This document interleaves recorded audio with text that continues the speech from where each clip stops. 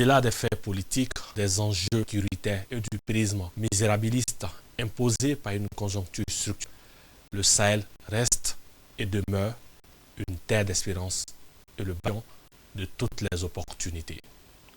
À travers l'anthropologie visuelle, de brillants chercheurs de divers horizons ont décidé d'apporter un narratif nouveau sur le Sahel.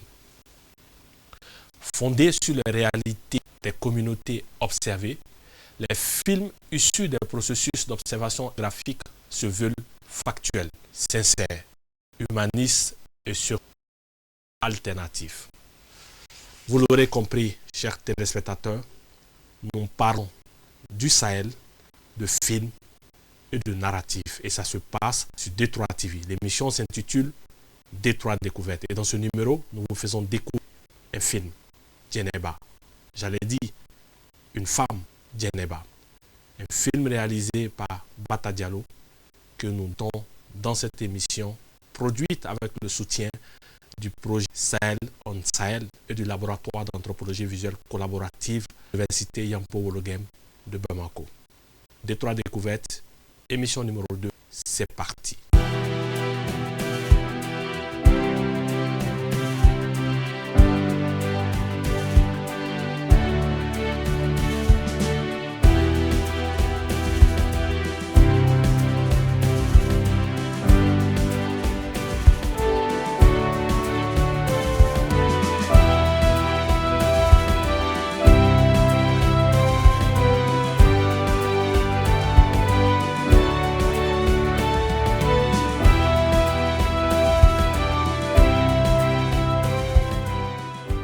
De retour sur le plateau, nous parlons, comme je l'ai évoqué tantôt en introduction, d'un film. Du film, nous parlons d'une femme. Au-delà de cette femme, nous parlons d'une situation, celle des femmes qui vivent en milieu rural, des femmes et des femmes qui, à travers leurs actions au quotidien, promeuvent des valeurs fortes, des valeurs qui inspirent, mais aux valeurs qui poussent à la résilience. Pour en parler sur ce plateau, deux brillants, j'allais dire, deux pionniers de l'anthropologie visuelle. Le premier nous vient de Norvège. Professeur Trond, bonjour. Bonjour. Et bienvenue sur ce plateau. Merci beaucoup. À chaud, je voudrais vous faire réagir en un mot. Le film Djeneba, en un mot. Dans un mot, incroyable.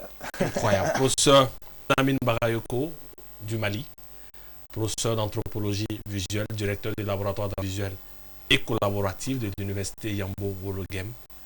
En un mot, le film Djeneba. Regardez à tout prix. Un film incroyable à regarder à tout prix. Mais avant de regarder le film, nous verrons si nos deux invités ont la légitimité requise pour parler d'un film sur l'anthropologie visuelle. Jingle, invité.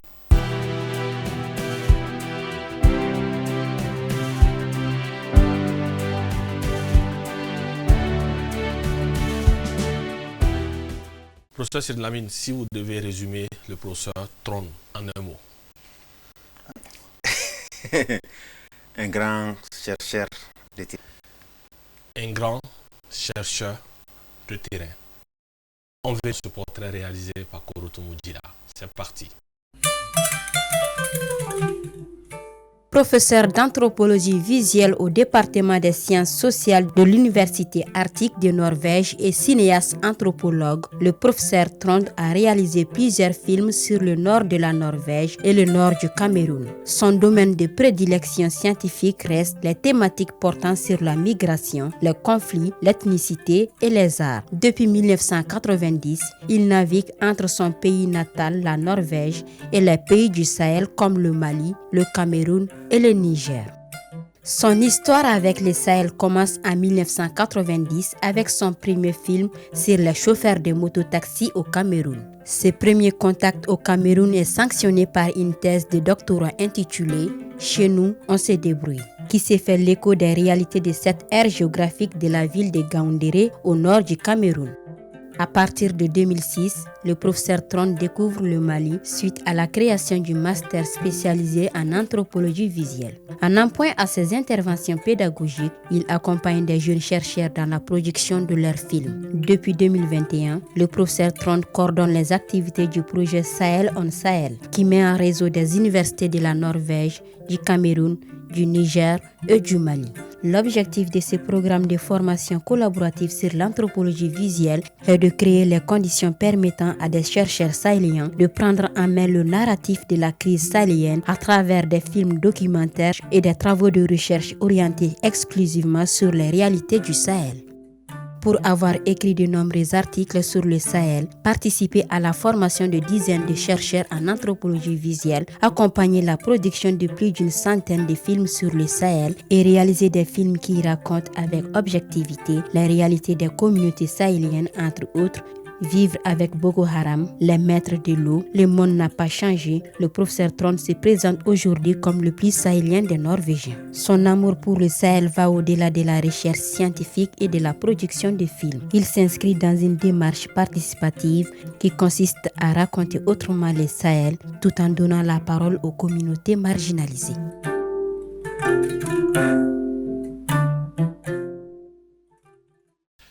Professeur Lamine, vous avez trouvé le portrait, nous prouve effectivement que le professeur Tron est un chercheur de terrain, un homme qui adore le Sahel. Professeur Tron, si vous devez résumer le professeur Lamine en un mot. Une visionnaire. Visionnaire. On vérifie dans le portrait réalisé par Korotoumou Dila. C'est parti. Premier docteur en anthropologie visuelle au Mali, directeur du laboratoire d'anthropologie visuelle collaborative, la Viscole de l'université Yambo-Ologem, coordinateur du master en anthropologie visuelle de la faculté des sciences humaines et chercheur associé au projet Sahel on Sahel, le professeur Sidi Lamine Bagayogo est naturellement un amoureux de l'anthropologie visuelle. Il s'est donné pour mission principale de faire de l'anthropologie visuelle un fleuron de la recherche scientifique au Mali. Au-delà, il travaille depuis quelques années à la construction d'un modèle filmique propre au Mali, nourri par l'anthropologie visuelle et prenant en compte les réalités structurelles du cinéma malien. Pionnier de l'anthropologie visuelle au Mali et acteur engagé pour la vulgarisation des films ethnographiques dans le Sahel, le professeur Sidi Lamine Bagayogo porte l'ambition de concilier le cinéma et l'anthropologie visuelle dans une quête d'enrichissement mutuel pour les deux disciplines. Son postulat de base part du principe que le cinéma d'auteur demande de gros moyens financiers, de longues années de préparation et nécessairement un dispositif de diffusion qui se fait malheureusement toujours attendre au Mali. Dans un tel contexte, le professeur Sidi Lamine Bagayogo positionne l'anthropologie visuelle comme une alternative crédible au développement du cinéma malien. Si les films issus des processus d'observation ethnographique sont moins complexes à mettre en œuvre car nécessitant pas un dispositif d'écriture en amont, ils présentent néanmoins des carences esthétiques et artistiques. Ils sont certes authentiques car reflétant au plus près la réalité des communautés observées, mais ont du mal à trouver un écho positif en dehors du cadre scientifique et des festivals de films ethnographiques. La stratégie du professeur Sidi Lamine Bagayogo dans ces cas est de mobiliser l'esthétique cinématographique pour améliorer la qualité esthétique des films ethnographiques. À travers cette approche de conciliation de l'artistique et du scientifique, le professeur Sidi Lamine Bagayogo crée un pont naturel entre le cinéma et l'anthropologie visuelle, confortant ainsi son double statut de pionnier de l'anthropologie visuelle dans le Sahel et de visionnaire pour le cinéma malien.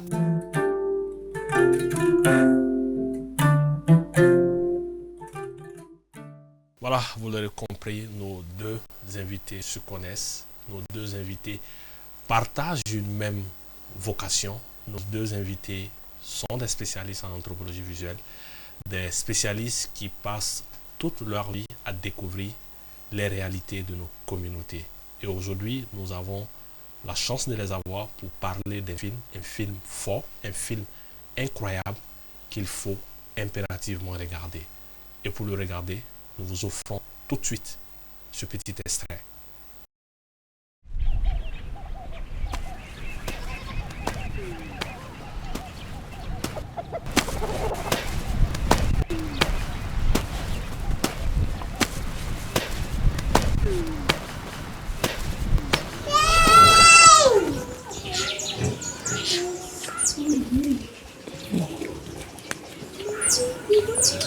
Ne tɔgɔ ye Jɛnɛba Damɛlɛ. Sigin bɛ Kajilɔkɔ yan. Ni n ka denbaya. Ni gɛlɛyaw tun kɛra waatiw dɔ la, musotigi taara san. Ale taara baaraw kɛ yen. Ala y'a kɛ ale kɔni a tɛ samiya kɛ yan tuguni. A tɛ tilema fana kɛ. A bɛna bɔ yan ten dɔrɔn waatiw dɔ la ka taa. Ne ni denmisɛnninw ani n ka buramuso anw sigilen bi yan. An bɛ sɛnɛ la.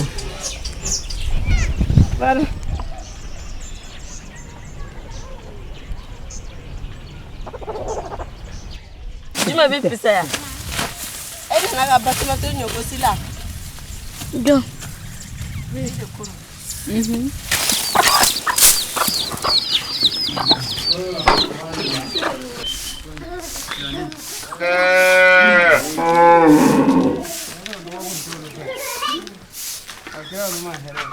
Digitigiw yɛrɛ dɔ misi dɔw gɛn ka taa ale ni Bala bɛɛ ka misiw gɛn ka taa di a tigi ma.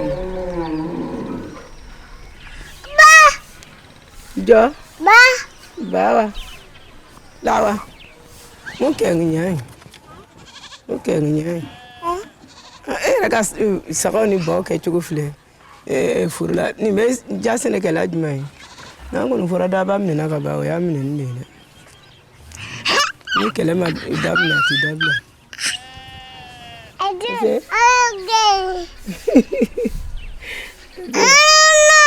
Wa maa mun yaga mun da an to ɲɛ mɛ karisa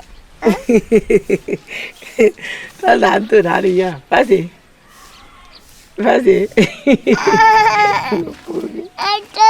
an to dɛ kudayi. Nous voilà plongés dans l'univers de Djeba, un film incroyable réalisé par Batialo, une anthropologue. Professeur Tron, première réaction sur ce film. Que vous inspire ce film? Oui, au début, c'est un film avec une idée simple, n'est-ce pas? C'est la vie quotidienne d'une femme et sa famille. Mais quand on voit ce film, on voit que la réalité, c'est plus que l'imagination, n'est-ce pas? On voit que même les grands auteurs comme Shakespeare ou Victor Hugo ne peuvent pas écrire un scénario de cela. Parce que les choses qui sortent dans la réalité est difficile à prévoir et comme ça c'est le premier point. Le deuxième point, cette cinéaste, elle est tellement proche, elle a une relation intime, on peut dire, avec cette famille. Et elle prend le temps, elle observe, elle reste avec les gens, elle tourne le film et elle est comme elle est une partie de cette famille. Donc elle, son histoire de sa famille venir partie dans l'histoire qui est racontée dans ce film. Donc le cinéaste est aussi se présente et donc tout ça c'est clair. Et troisièmement, ça c'est un très bon exemple de film qui raconte une histoire qui est tellement claire et qui a cette qualité de proximité, qui ça communique transculturel, n'est-ce pas? Les gens chez nous voient ce film et l'apprécient beaucoup. Et ça circulait un peu partout dans le monde et beaucoup apprécié. Et c'est parce que ces qualités-là, les patients, l'approche collaborative, on peut dire l'attitude, quoi. C'est filmé avec une attitude d'amitié.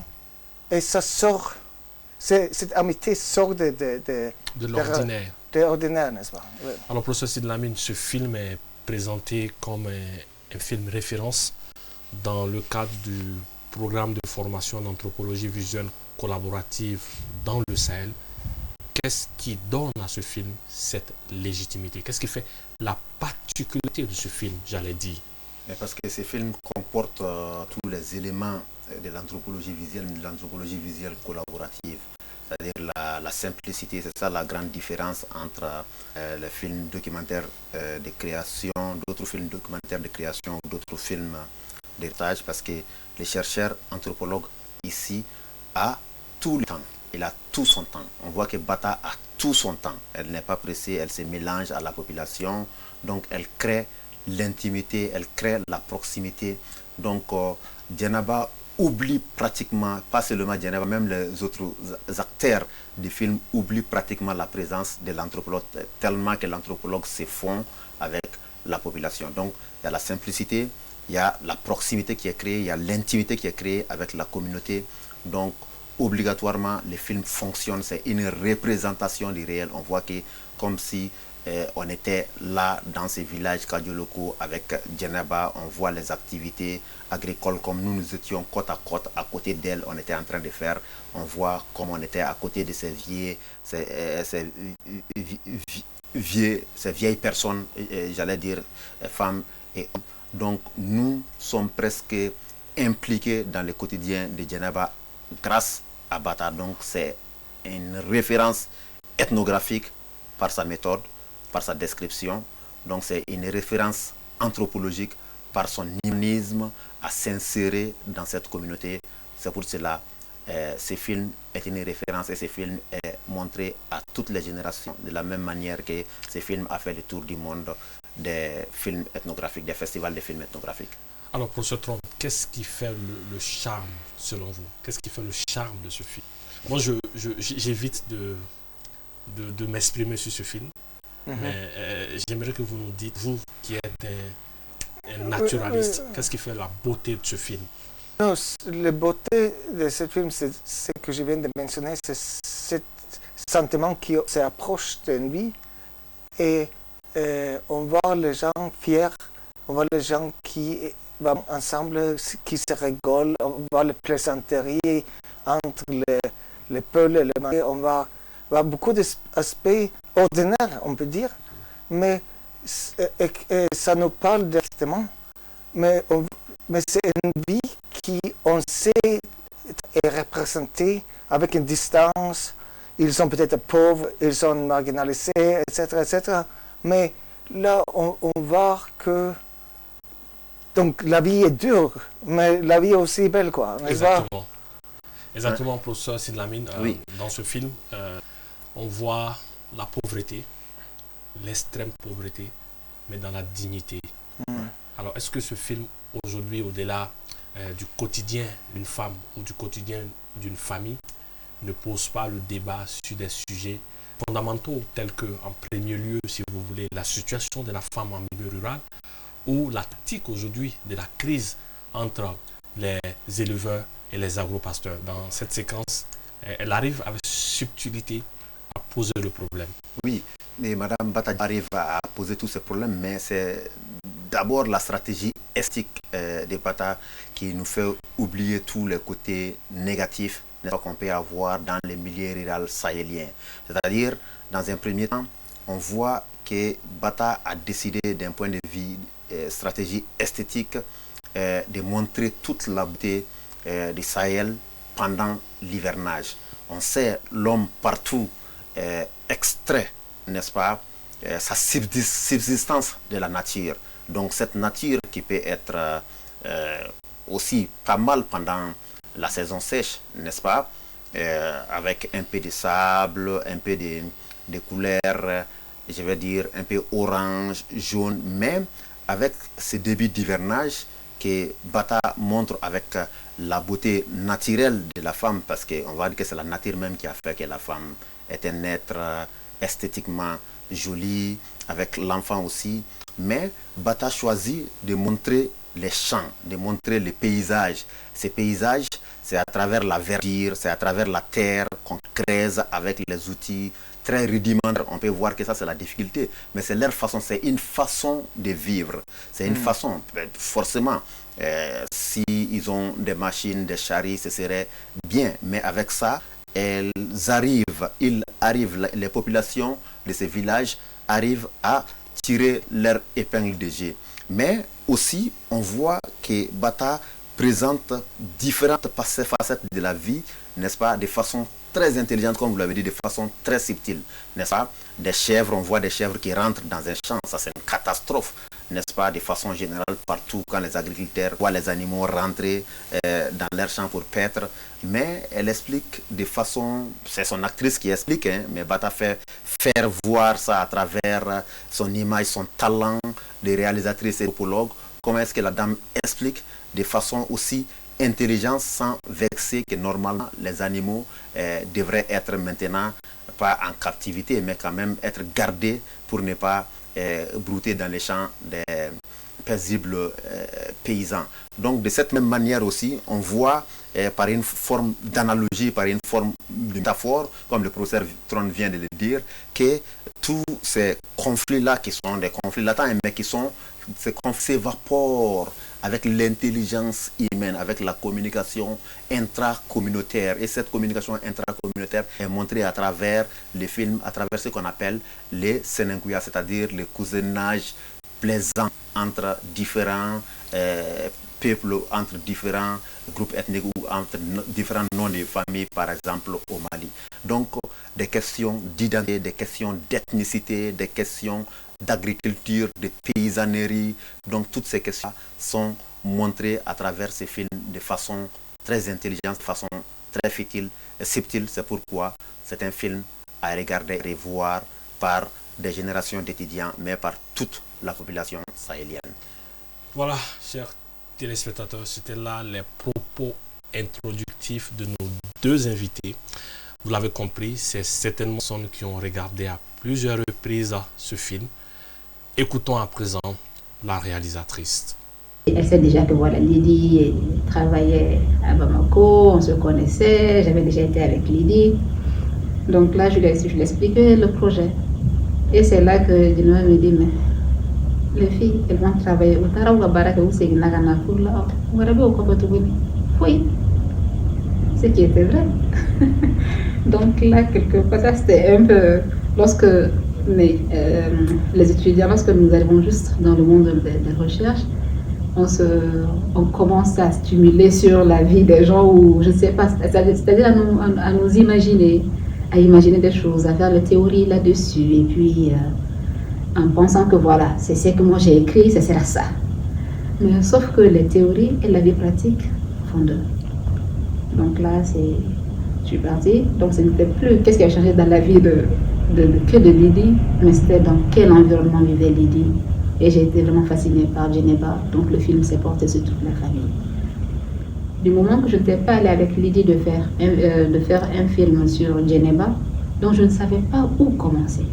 Donc avec le professeur Lisbeth, c'était mon encadreur, et aussi le professeur Nafé Keita, donc je les ai appelés. Le conseil c'était beaucoup plus, Bata, sois à l'écoute. Sois à l'écoute.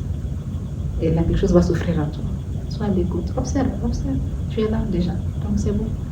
Donc c'est là, donc de telle sorte que je n'avais pas de synopsis. Donc je me suis mise à filmer sans arrêt aussi. Et quelque part aussi la chance était que je vivais chez Djeneba. Donc j'avais accès à elle à tout moment de la journée. Que ce soit du matin jusqu'au soir. Parce que j'étais vraiment dans la famille. Donc là, c'était vraiment filmé à tout moment. Et lorsque j'ai fini maintenant le terrain, je suis retournée à Tromsø. Là, c'était venu maintenant le moment de faire le montage. Et il faut noter que lorsque je suis allée voir Djeneba, je suis partie au mois d'avril et c'est au mois d'août que j'ai quitté. Je vais vous faire réagir sur un aspect qui m'a personnellement marqué. Elle est restée 5 mois à Djeneba et sa famille. Alors, pourquoi le processus d'observation sur le terrain est aussi long? Oui, parce que ça prend le temps. Ça prend le temps de connaître les gens, de connaître la culture, de comprendre pourquoi les gens font comme ils font. Les traditions anthropologiques, c'est de rester toute une année, n'est-ce pas, pour avoir tous les saisons. Et prendre le temps de vraiment comprendre comment les choses marchent, comment les gens réfléchissent, discutent. Et nous, on parle d'interprétation, comment voir les choses, n'est-ce pas? On réfléchit différemment parce qu'on est grandi dans le terrain, les paysages, la culture différente. Et ça, c'est quelque chose qui prend le temps. Oui. Et c'est cette méthode qu'elle a utilisée et aussi était à l'écoute qu'elle a eu comme advice. N'est-ce pas? On voit aussi de ce film que c'est un film qui écoute, qui voit, n'est-ce pas? C'est observationnel. C'est pas un film qui est fait dans la manière traditionnelle de télé où les séquences sont rarement longues. C'est aussi un film qui fait les gens parler. C'est pas une voix off, n'est-ce pas? Il a toute cette esthétique-là qui fait que c'est un film unique. Unique. Professeur Sidinamine, alors comment fonctionne pour nos téléspectateurs qui ont envie de comprendre certainement le processus d'observation sur le terrain? Quels sont les principes cardinaux? Et comme le professeur Tron l'a dit, il dit au moins une année, et il a dit les raisons claires pour voir toutes les saisons dans une communauté, pour comprendre vraiment la réalité locale. Mais même avant, c'était plus que ça. Les premiers terrains de nos ancêtres, c'était plus de 2 ans, parce que la première année, c'était d'abord d'apprendre la langue, pour connaître d'abord la culture.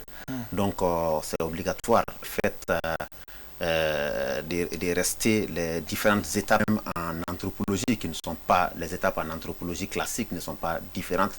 Les étapes en anthropologie visuelle, c'est seulement la différence qu'en anthropologie visuelle, nous utilisons l'outil qui est là, l'audiovisuel maintenant. Donc, obligatoirement, il faut, ça s'appelle les pré-terrains, c'est le fait de prendre contact d'abord. C'est faisable, c'est réalisable. Le fait que ça soit faisable et réalisable, c'est le contact sur le terrain. Est-ce qu'ils sont d'accord? Ils sont d'accord avec vous ou ils ne sont pas d'accord? Donc c'est la première étape. Après la première étape, le reste, ça revient au chercheur maintenant. Il arrive à ce qu'on appelle à s'insérer dans la population. Il ne va pas devenir invisible, peu importe qu'il porte les mêmes chemises, mange la nourriture, dorme sur les mêmes nattes. Il ne va pas devenir invisible, mais quand même, la communication va se faciliter de plus en plus. Donc si la communication se facilite, s'il y a une certaine intimité, donc on se dit que les chercheurs qui est une personne étrangère, quoi qu'il en soit, même s'il est venu de la communauté, il est retourné de la communauté, qu'il soit blanc, noir, qu'il apprenne la langue ou bien qu'il connaisse déjà la langue, donc de toutes les façons, c'est une personne, quelles qu'en soient les circonstances. Mais maintenant, le fait de rester pendant longtemps sur le terrain fait que la communication se facilite et on voit même le quotidien, ce qui est extraordinaire, devient pratiquement ordinaire pour les chercheurs. Donc c'est comme ça maintenant que le processus d'observation enracine, n'est-ce pas, au fil du temps. Et puis maintenant, le chercheur peut noter des activités, peut se focaliser, n'est-ce pas, sur une situation réelle ou ce qu'on appelle sur un fait social ou sur des phénomènes sociaux dans une société donnée. Et puis maintenant, il peut enregistrer ces faits-là. Et ensuite, il peut discuter. Chaque soir, il revoit, n'est-ce pas, ce qu'il a filmé. Et il prend note, n'est-ce pas, des points importants, des points où il n'a pas pu poser des questions, ou des points où il a regardé mais il n'a pas compris, même s'il comprend la langue. Donc, pour revenir maintenant, pour trouver des situations comme ça, donc prendre note, casser ces données, et ensuite, on peut se dire jusqu'au moment où on peut dire qu'on a suffisamment de données. Quand on se dit maintenant qu'on a suffisamment de données, c'est en ce moment qu'on peut quitter le terrain. Et c'est ça, là-bas aussi, l'une des valeurs ajoutées de l'anthropologie visuelle, c'est le fait qu'une fois qu'on retourne, n'est-ce pas, à l'université, au laboratoire, on a la possibilité de revivre le terrain grâce aux données recueillies en audiovisuel, qu'on peut écouter non seulement les sons, on va voir aussi l'image, et c'est là où on s'étonne même, parce que nous sommes aidés par notre personne, mais nous sommes aidés par la caméra. On se dit, ah, moi j'ai même filmé ça, je ne savais pas que j'avais filmé ça. Donc c'est ça toute l'anthropologie visuelle, et c'est en ce moment maintenant que les chercheurs, que ce soit au niveau du master ou doctorat, essayent de faire un rapport de terrain maintenant, les images, et organisent Sylvie une rencontre avec son directeur de mémoire ou son directeur de thèse, et ensuite maintenant on organise un séminaire, que ce soit un séminaire des étudiants du master qu'on appelle un séminaire Limetex. Non seulement en tant qu'étudiant, vous décrivez une situation importante et vous faites un résumé succinct des situations décrites ou de toutes les situations qui apparaissent sur le terrain qui vous semblent ethnographiquement importante, et vous essayez de faire un premier bout en bout d'une heure à une quarantaine, même si c'est par exemple le doctorat, ça peut aller jusqu'à une heure si c'est vraiment très, vous pensez que c'est très intéressant. Et maintenant, l'ensemble des professeurs de laboratoire avec d'autres professeurs, si nous souhaitons, qui sont spécialistes dans le domaine, ont invité à faire un séminaire. Et c'est sur la base de ce séminaire-là maintenant que l'ensemble du corps professoral donne leur avis avec un spécialiste du cinéma ou souvent même des spécialistes du cinéma qui sont là, qui donnent aussi son avis ou ses remarques. Et c'est ça qui permet maintenant l'étudiant, quelques semaines ou quelques mois après, d'écrire le premier brouillon de sa thèse ou de son master. En général, c'est de cette manière que les choses fonctionnent. Un long processus. Très exaltant, très intéressant, très nécessaire. Parce que le film aujourd'hui, Geneva, il a été réalisé il y a plus de 10 ans. Mais c'est un film qui va rester à la fois dans le temps et dans l'espace. Alors, nous faisons réagir encore une fois la réalisatrice Bata. Rentrons dans l'enjeu de ce film. Ce film, ça m'a beaucoup changé sur le plan humain. Parce que lorsque j'ai fait pendant le processus, lorsque j'étais encore sur Geneva, je suis restée un mois à peu près, après mon arrivée. Un jour, on était là, on discutait, on causait dans la cour. Léna me dit, tu sais, oui, lorsque Lydie m'a dit que tu devrais venir chez moi, je n'étais même pas contente. Parce que je me posais la question. Toi, tu quittes Bamako, tu viens chez moi. Maintenant, qu'est-ce que moi je peux t'offrir? Qu'est-ce que j'allais pouvoir te donner? Comment te nourrir? Comment te loger? Mais tu es venu, tu as pu vraiment te mettre à notre niveau et puis à être vraiment là comme un de mes enfants. Donc là, ça m'a beaucoup plu. Là, personnellement, ça c'était quelque chose que moi c'était patiemment. Mais je me dis, en face d'une personne qui a l'âge de tes parents, ou même moi, c'est-à-dire le minimum, c'est le respect. C'est le respect et surtout le respect de l'intégrité de l'autre. Quel que soit dans quel contexte il vit, quels que soient ses choix, il est important de respecter cela. Le respect de l'intégrité de l'autre. Professeur Trond, j'ai envie de vous demander, en écoutant Bata parler, que raconter l'histoire de l'autre, raconter l'histoire de son protagoniste en anthropologie visuelle, n'est pas raconter sa propre histoire, son propre point de vue. C'est exactement ça. Et c'est ça qui est la vraie beauté de ce film, c'est ça. N'est-ce pas? Parce que Bata, le projet, elle cherche de suivre une bonne dans sa famille. Elle est allée là où elle est, dans un petit village. Donc c'était ça le lien. Donc elle se trouve chez les familles de belles-mères de cette, n'est-ce pas? Et là, par hasard, il y a Nounou qui habitait à côté et il est très très vieux. Mais en racontant être avec eux, elle comprend que Nounou connaissait son grand-père. Donc un aspect très important dans cette film, c'est la relation entre Bata et cet vieux qui raconte l'histoire de famille de Bata. Donc ça veut dire qu'elle est protagoniste dans ce film. Et c'est ça qui est là. Donc on a une relation presque familiale entre eux. Et c'est ça qui porte les qualités de ce film. Et c'est ça que j'ai parlé d'attitude, n'est-ce pas? C'est cette attitude d'être... On est ensemble, quoi. On est ensemble. Et oui, elle est des personnes avec les caméras qui connaissent quelque chose, mais les autres connaissent aussi les choses. Et eux, ils contribuent tous dans le projet qui est une histoire. Alors, professeur Sidlamine, est-ce que le rapprochement avec le protagoniste, cette recherche humaniste dans la manière de raconter le film, n'influence sur l'objectivité du film ethnographique quelque part?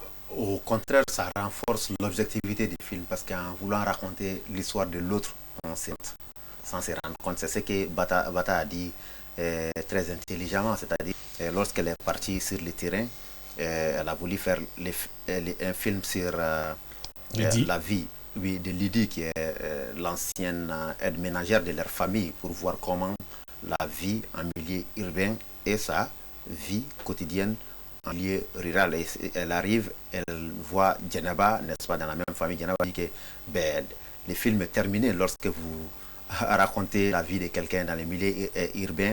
Elle travaillait là-bas, mais quand elle arrive ici, c'est tout autre chose. Donc maintenant, cela déclenche quelque chose à Bata. Bata s'est dit, mon film terminé sur Lydie, c'est vrai, mais c'est un autre film qui doit commencer maintenant avec Djeneba elle-même, parce que Djeneba est vraiment actrice là, elle se présente ici comme actrice. Donc Bata voit son engagement en tant qu'anthropologue, son engagement en tant que chercheuse, son engagement, n'est-ce pas, en tant que quelqu'un qui veut voir dans la vie d'une femme, une femme qui est engagée ici naturellement. Donc elle se met à poursuivre et à un moment donné, Djeneba dit, moi j'étais inquiète. En réalité, la première phrase que j'avais sortie de ma bouche, c'était le stress. Comment est-ce qu'une femme qui vient d'une famille, on peut dire, relativement aisée à Bamako, comment est-ce que je vais le faire loger dans une maison, n'est-ce pas, dans ces villages ici pendant l'hivernage, sans électricité, sans eau potable, ni rien. Donc Bata était ému. L'engagement de prendre soin de son prochain, voir l'évolution, non seulement l'évolution affective, mais de voir l'évolution sociale, le développement d'une personne, qui est l'engagement personnel et l'engagement anthropologique de Bata. Il voit en cette personne-là que son moi, comme Victor Hugo dit, le moi, n'est-ce pas, est aussi en Djeneba. Donc il trouve une personne où il y a un atome crochet entre elle et Djeneba. Donc on voit, au lieu qu'il puisse avoir une contradiction, mais c'est au contraire l'engagement, tout l'engagement, n'est-ce pas, de Bata qui est montré à travers ces films. Un aspect très important, je pense que l'anthropologie visuelle, c'est aussi la discipline de la science. Bata l'explique un peu son premier contact avec Djeneba. Pour peut-être rappeler pour nos téléspectateurs que l'objectif de la réalisatrice était de faire un film sur Lydie, qui est l'aide ménagère de sa famille, qu'elle avait déjà filmé dans le cadre de son master. Bata avait fait un premier film sur l'aide ménagère de leur famille, et il s'est trouvé que cette aide ménagère était répartie dans son village. Elle s'était mariée, et Bata voulait revoir la vie de cette aide ménagère dans une autre vie. Et quand elle arrive, elle se rend compte que l'aide ménagère en question est chez sa belle-mère. Donc je me dis que Djeneba tout de suite était renfermée sur elle. Est-ce que le succès de ce film aussi n'est pas la clé de la patience, la clé de l'humanisme de Bata? Parce que quand, comme elle explique, c'est sûr que Djeneba n'était pas ouverte, mais après, Djeneba l'a adopté. Elle nous apprend d'ailleurs que le premier garçon du fils de Djeneba porte désormais le nom de Bata. Ça veut dire que les films ethnographiques, au-delà de l'aspect scientifique, professeur Trond, nous changent humainement. Oui, mais est-ce que ce n'est pas scientifique? On a cette but de comprendre des autres, de comprendre la culture. Et est-ce qu'on peut le comprendre à travers de nos questions ou d'être de l'extérieur, n'est-ce pas? Moi, je doute ça. Je doute ça que si on vient venir avec un questionnaire ou quelque chose, n'est-ce pas, on peut apprendre. Non, il faut vivre une vie. Il faut avoir des expériences toi-même d'accord comment cultiver, comment monter sur les motos, etc. N'est-ce pas? Et avec cette expérience, on comprend. Et à travers ce processus, qui est un processus patient, il faut prendre le temps. Et là, des relations s'installent, qui se créent. Et c'est à travers cette relation, on comprend cette rencontre avec les autres, n'est-ce pas? Et là, pendant le temps, c'est l'amitié qui se crée. Et oui, et c'est ça, c'est là où ça sort aussi l'humanisme.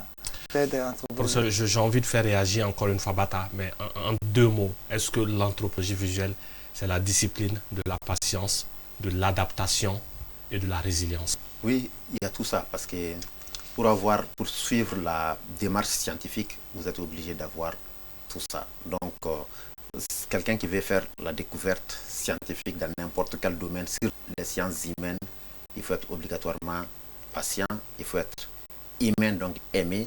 Quelqu'un qui déteste ne peut pas découvrir, c'est pas possible. Donc les deux sont liés, comme le prof Trond a dit. C'est d'abord parce que c'est les caractères scientifiques qui exigent toutes ces qualités en quelque sorte.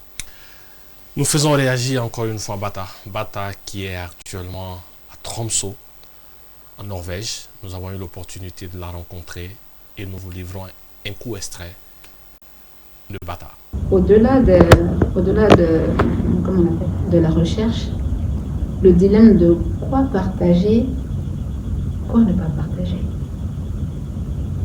Parce que nini mɔgɔ degela ɲɔgɔn na ka se niveau dɔ la e yɛrɛ b'a dɔn toi-même tu sais est-ce que si ça c'est sur moi est-ce que je vais vouloir partager ça de telle manière.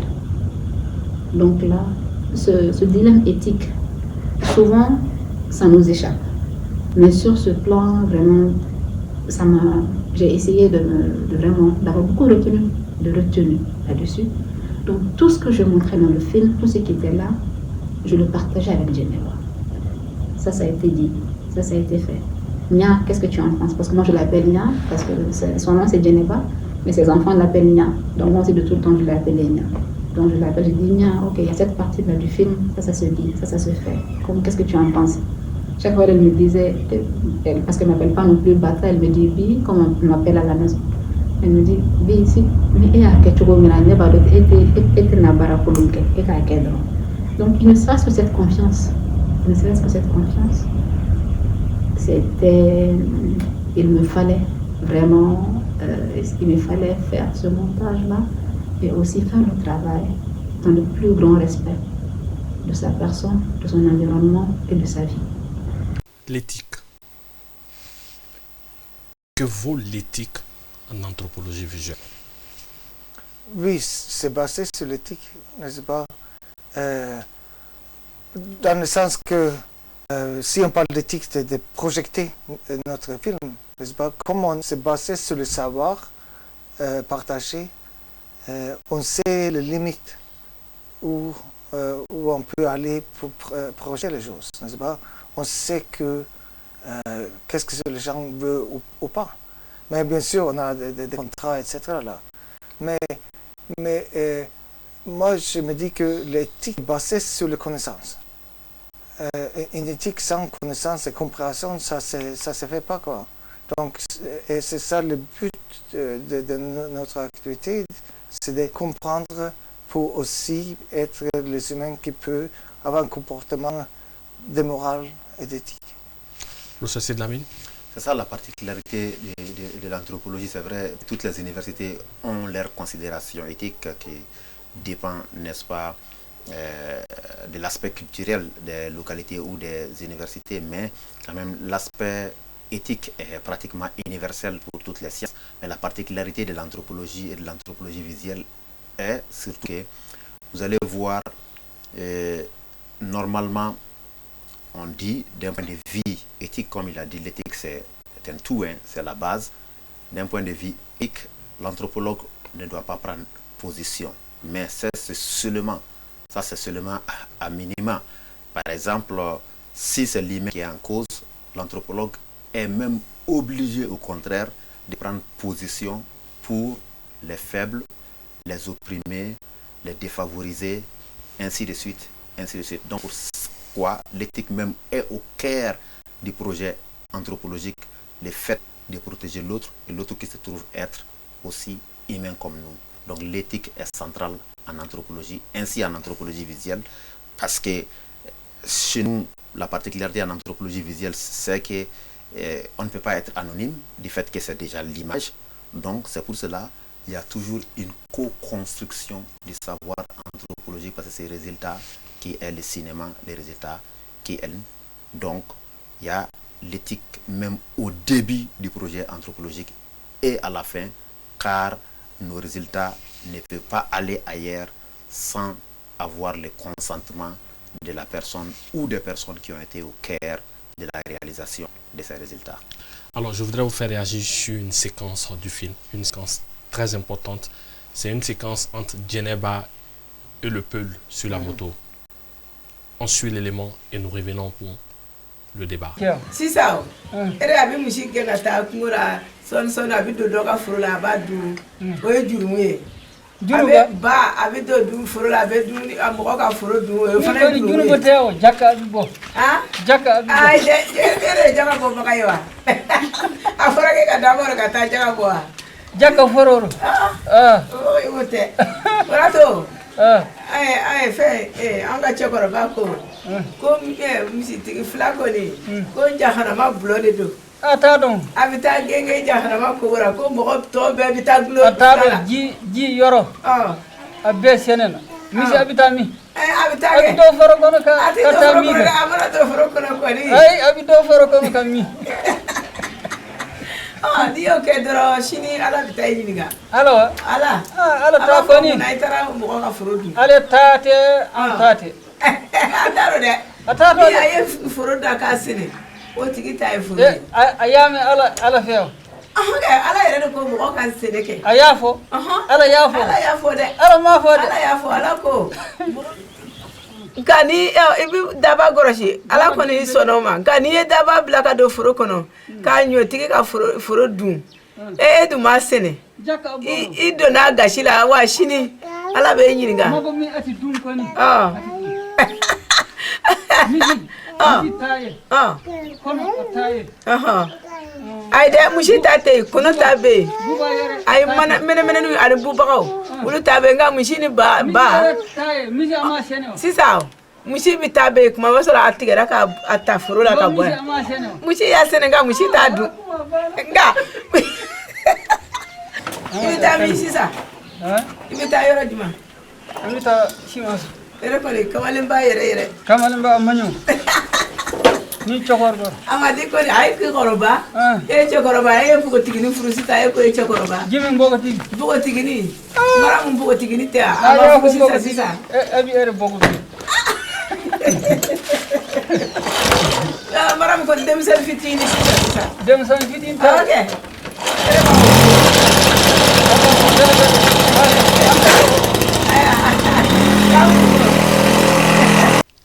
Alors, il était important que je vous montre cet extrait, ou du moins que je vous fasse redécouvrir cet extrait. On est tous d'accord, et nous le savons, qu'aujourd'hui, dans le delta intérieur, il y a beaucoup de problèmes entre les éleveurs et les agropasteurs sur la gestion de la terre. C'est une réalité, c'est un secret de polichinelle. Mais aujourd'hui, dans ce film, je ne sais pas si c'est Geneva qui réussit ou si c'est à l'actif de la réalisatrice, le problème est posé de la manière la plus subtile. On prend un sujet de fond, un problème d'actualité qui est discuté de manière naturelle sous le prisme de la plaisanterie, du cousinage à plaisanterie. Est-ce que c'est ce qui fait pas la force de ce film ou au-delà, la force de l'anthropologie visuelle? Professeur Sidy Lamine. Oui, absolument, c'est la force de l'observation participante et puis le fait d'observer en détail la vie quotidienne.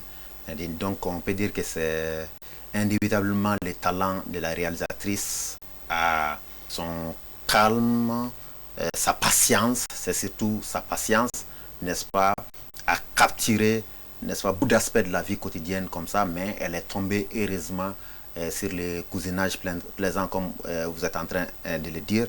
Partout dans le monde, ce n'est pas seulement le Mali, partout dans le monde, il y a une pression énorme sur les ressources naturelles.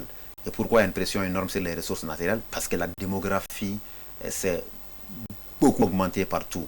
Donc on était, il y a 20 ans de cela, peut-être 8 millions, 10 millions, mais aujourd'hui, 25 ans, 30 ans plus tard, nous sommes à plus de 22 millions. Et donc dans les familles, par exemple, le nombre de personnes sur les terres qui sont réparties ont doublé, souvent triplé, c'est devenu peut-être même 10 fois. Alors que le nombre aussi de troupeaux, n'est-ce pas, à nourrir des bêtes, à nourrir par les bergers, n'est-ce pas, ce nombre aussi a doublé, souvent quadruplé, quintuplé, souvent même 20 fois. Donc il faut nourrir non seulement l'humain, n'est-ce pas, sur les mêmes espaces, et il faut nourrir aussi les animaux sur les mêmes espaces. Alors qu'on n'a pas ajouté, la terre n'a pas augmenté. Notre nombre a augmenté, la terre n'a pas augmenté. Et à cause de ces pressions-là, il y a beaucoup de conflits, et beaucoup de conflits en réalité. On parle par exemple du djihadisme, d'autres choses. C'est seulement comment les êtres humains arrivent à chercher quelque chose, à manger, à boire pour survivre, pour la survie. Donc pour la survie des êtres humains et pour la survie des animaux. Donc ça crée des problèmes. Et ces problèmes, lorsque ces problèmes sont soulevés, c'est souvent, n'est-ce pas, entre les chefs des villages, souvent les autorités traditionnelles, c'est souvent aussi même les autorités modernes, la justice. Mais le fait de résoudre ces conflits, c'est à l'intérieur, n'est-ce pas, des communautés. C'est pour cela qu'on dit que l'objectif principal du projet Sahel on Sahel, c'est de faire des films et que ces films puissent soulever des discussions et que ces discussions se passent à l'intérieur des communautés ou entre les communautés et qu'à la fin, au finish, on puisse trouver des solutions, on puisse se dire que oui, de cette manière, on peut résoudre. Et dans là, l'exemple est concret, l'exemple est palpable, il n'y a pas vraiment de discussion.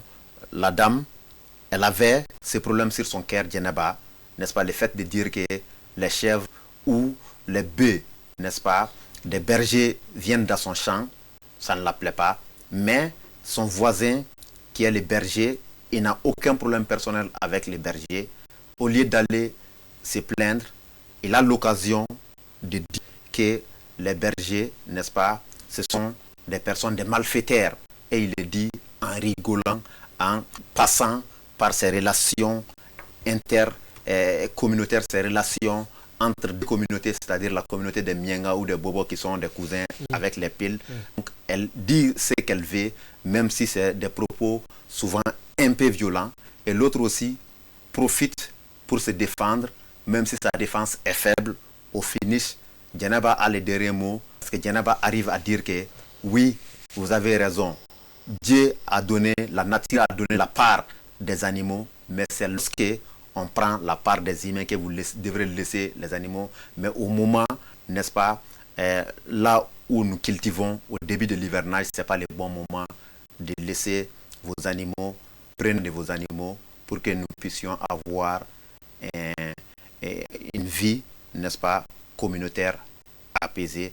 Et finalement, du sujet de l'agriculture et de la question, n'est-ce pas, des bœufs qui viennent manger dans les champs, on passe à un autre sujet et l'action se termine, n'est-ce pas, dans la gaieté. Sur une note positive, c'est exactement ça, professeur Tron.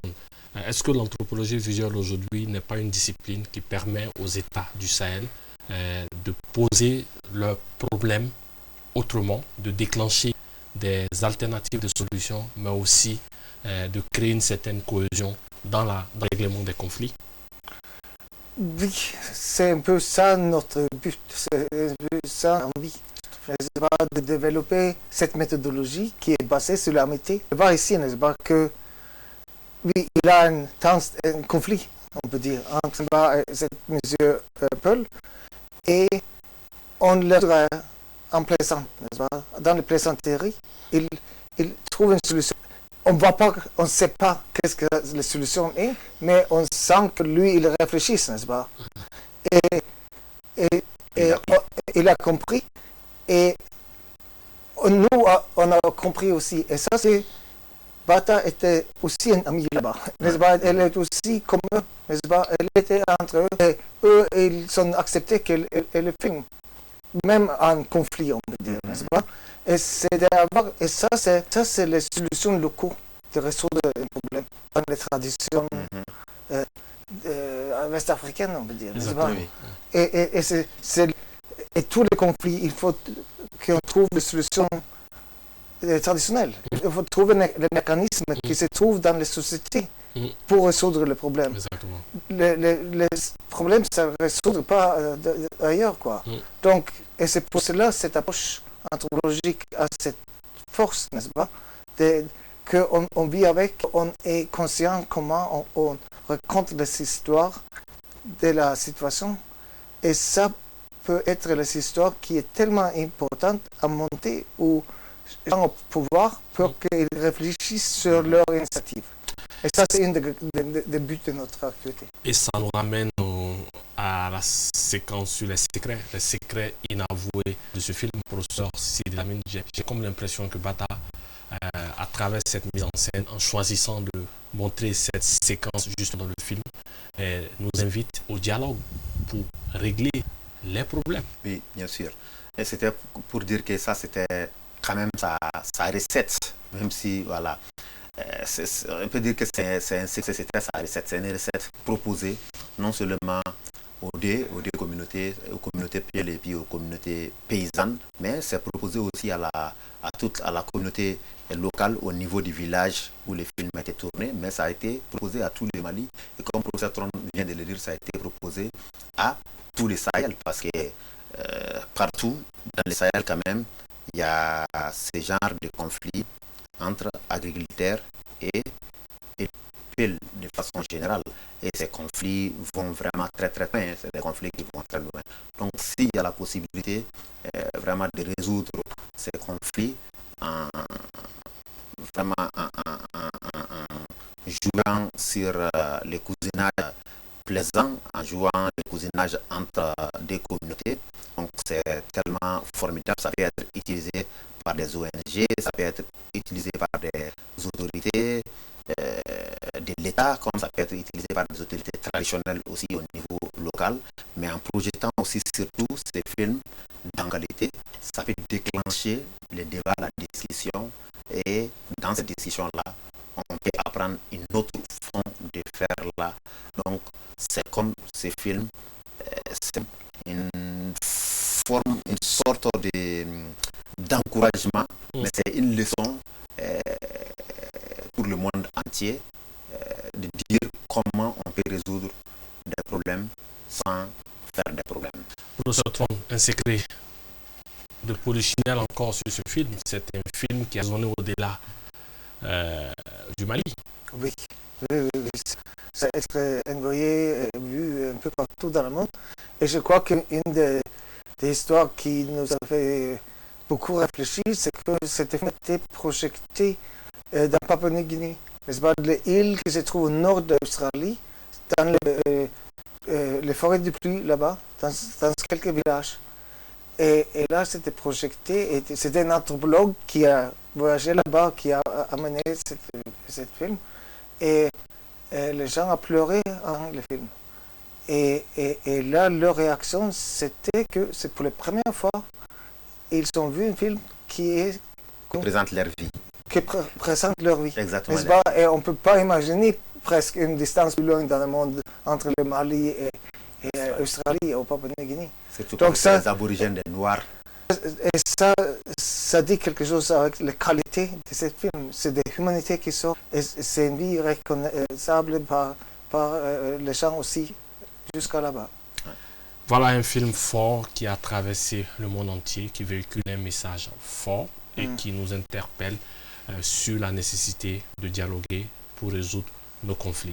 Et c'est la fin de cette émission. On conclut juste après le jingle.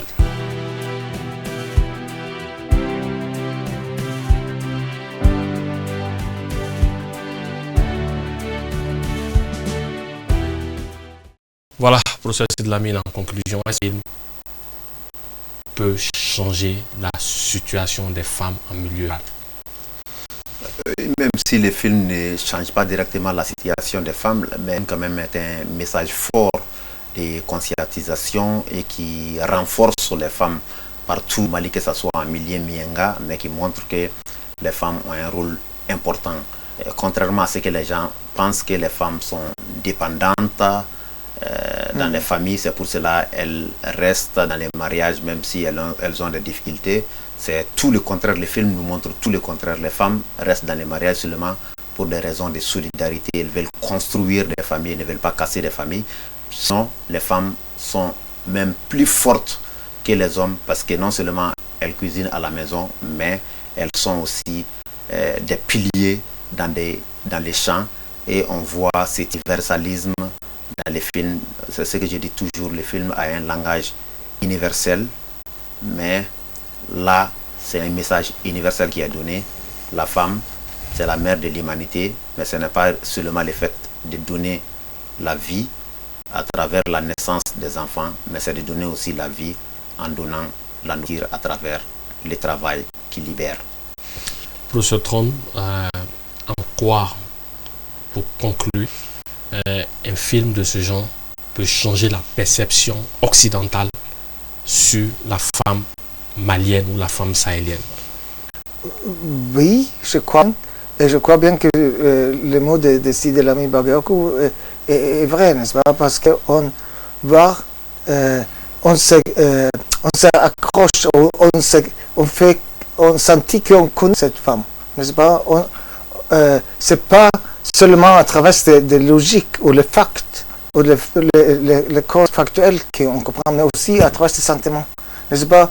On rit avec elle quand elle rit sur les réponses de M. Paul là. On sentit les relations de chaleur entre elle et les petits enfants.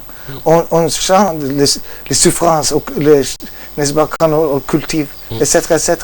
Et c'est à travers de ça, c'est une histoire riche qui parle de notre propre expérience. Si on est norvégienne et si on est de Papouasie-Nouvelle-Guinée.